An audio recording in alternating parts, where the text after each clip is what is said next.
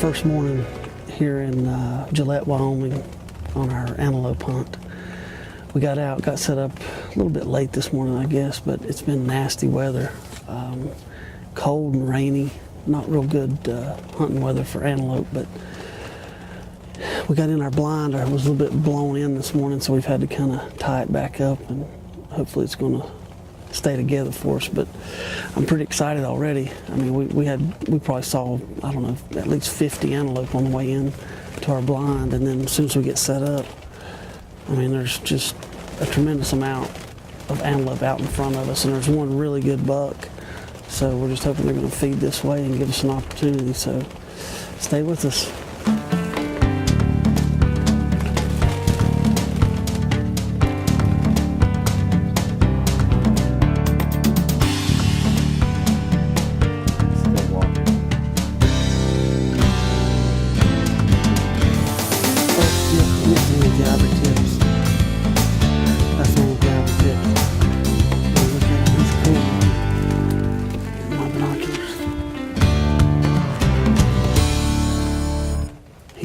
I mean, right on the ends of his, where it curls over, they're white, solid white tips. Well, folks, we've got a real nice goat out here in front of us. They were telling us about this goat that has some ivory tips at the end of his curl, which is pretty unique. And we've been watching several of them out here this morning, and just so happens the buck that's out in front of us here, he's the one that's got the ivory tips. So he's running these does all around out here in front of us, and he just got pretty close, probably, I don't know, 250 maybe. But he run right down towards us, so you never know. I mean, they cover a lot of ground really quick, so it could happen in an instant. He's take off running right towards us, so we're sitting here ready, excited, and hoping maybe he'll work his way this way. He's headed across the few centimeters today.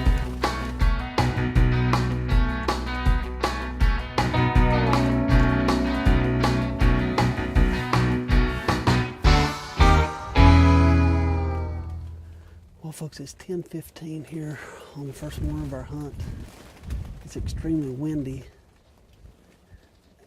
We've had several antelope this morning that have been out in front of us. They've went and bedded down, and now they're back up again feeding. We had the nice antelope buck that we've been watching this morning.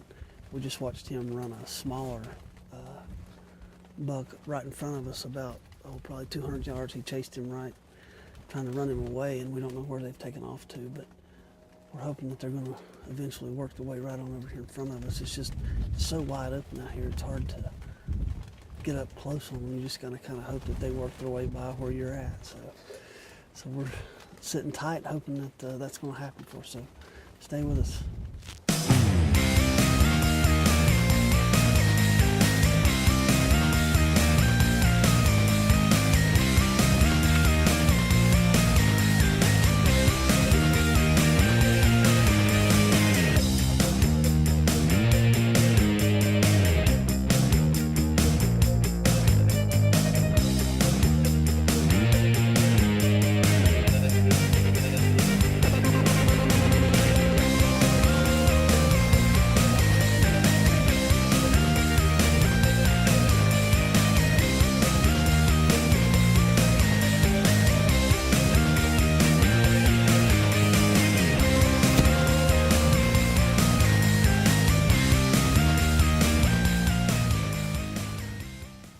Well, folks, it's come down to the end of our first day here in Gillette, Wyoming. Definitely an exciting day, so stay tuned. We'll be back tomorrow and we'll give it another shot.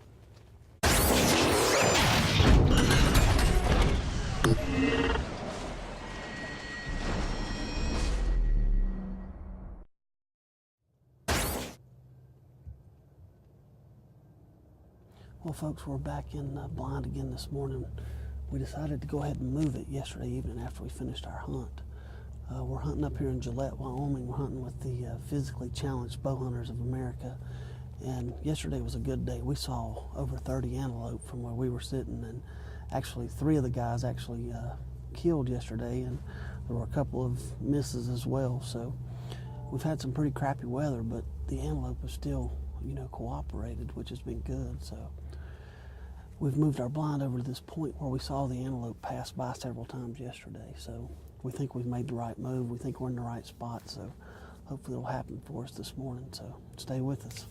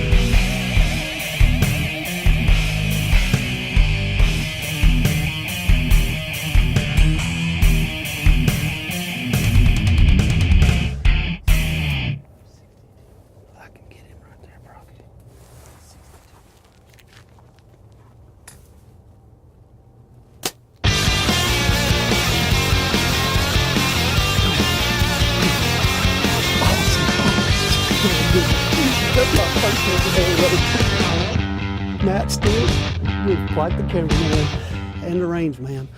I felt comfortable at 60, and we had him right there at 62 yards, and I just got my first ever Wyoming antelope.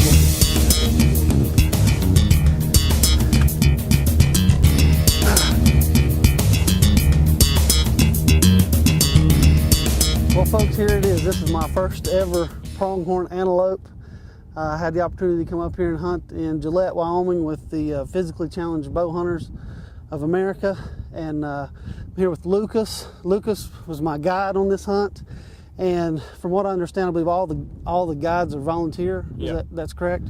Well, that is awesome. I tell you, this is my first experience, hunting with you guys. And from what I have seen, there are a ton of antelope up here. Yeah, well, they say within 140 miles of Casper, there's, I can't remember the number, but I think it's 75% of the nation's population of pronghorn. Wow, that's amazing. This is my first ever experience antelope hunting, and I've absolutely, enjoyed it. So again, I thank you, man. I appreciate your, everything that you've done to help us, and your time that you spent volunteering. So you guys really ought to try and get down here for rifle season. It's a little easier then.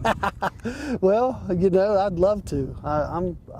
I'm addicted already. You don't have to get them at 62 yards. You can take them 200-300 yard shots. Yeah. Well, like I said, this was the furthest shot that I've ever made with my Matthews Z7 here. This is 62 yards, and I made just a perfect shot at 62 yards. I had my cameraman ranging him for me. He was out there 75, 73. I told him, I said, I've been practicing at 60, so if I can get him to 60, I feel confident. He said 62, so I said, I think I can make that shot. So you made it. Yeah. Right in the breadbasket. Yep, and he did not go, honestly, he didn't go 5 yards. He spun right around and went down on camera. Got it all on camera. It was just perfect. Okay, folks, we're here in Gillette, Wyoming. We're here with Steve and Linda Bricker. And these folks have actually opened up their property for us to be able to hunt on.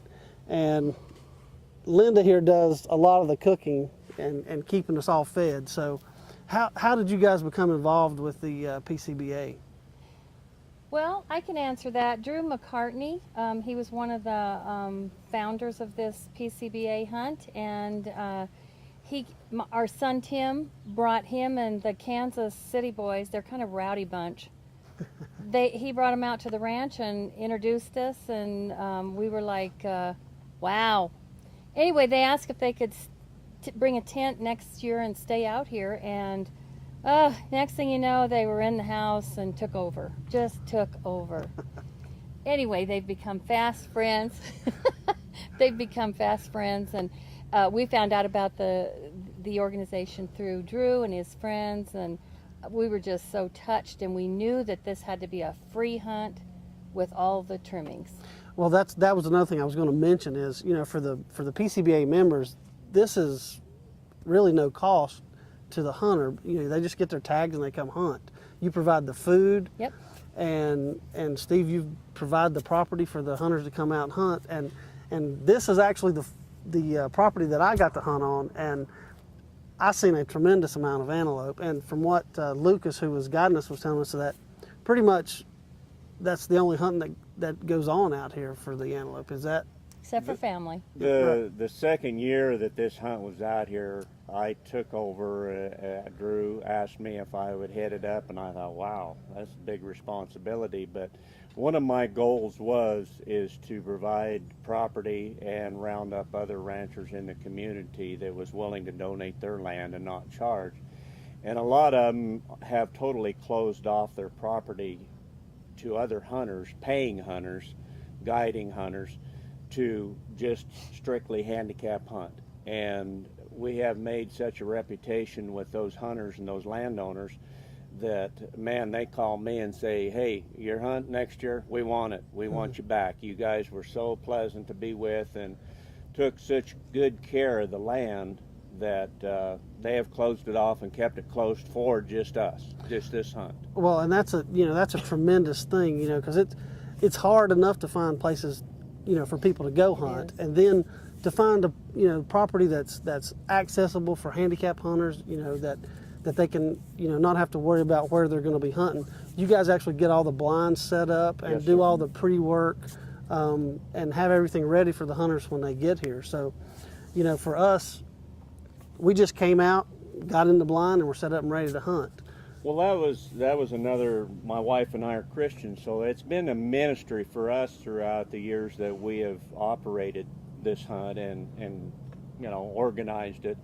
Is, you know, there's a lot of fellows that we want to get the word out to those that have had accidents or been involved in accidents, that, hey, you know, you can get back out there, and we're going to treat you no differently than we treat somebody with two legs. You get in my way, I'm going to kick your cane out of my way, you know.